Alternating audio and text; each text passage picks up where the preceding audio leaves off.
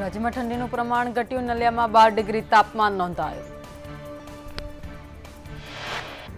ઉત્તર ભારતના પહાડી વિસ્તારોમાં સતત 2 દિવસથી હિમવર્ષા. જમ્મુ કાશ્મીરના કુપવાડામાં એક મહિલાનું બરફમાંથી રેસ્ક્યુ. જમ્મુ કાશ્મીરના કુપવાડામાં ભારે બરફવર્ષા વચ્ચે ભારતીય સેનાએ એક ગર્ભવતી મહિલાનું રેસ્ક્યુ કર્યું.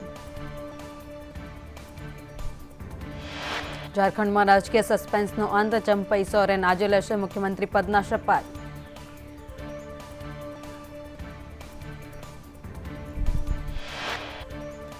નાણામંત્રી કનુ દેસાઈ સતત ત્રીજી વાર બજેટ રજૂ કરશે. વિધાનસભામાં પેપરલેસ બજેટ રજૂ કરવામાં આવશે. અત્યાર સુધીનું સૌથી મોટું બજેટ રજૂ થવાની સંભાવના. પીએમ મોદી ફરીથી રાજકોટના પ્રવાસે આવી શકે છે. એમ્સ હોસ્પિટલમાં આઈપીડી સેવાની કરાવશે શરૂઆત.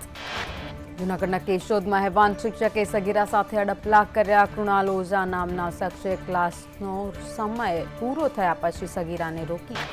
વડોદરામાં ઓનલાઈન પાર્ટ ટાઈમ જોબના નામે 82.67 લાખ પડાવ્યા. સાયબર ક્રાઇમે 3 આરોપીની ધરપકડ કરી.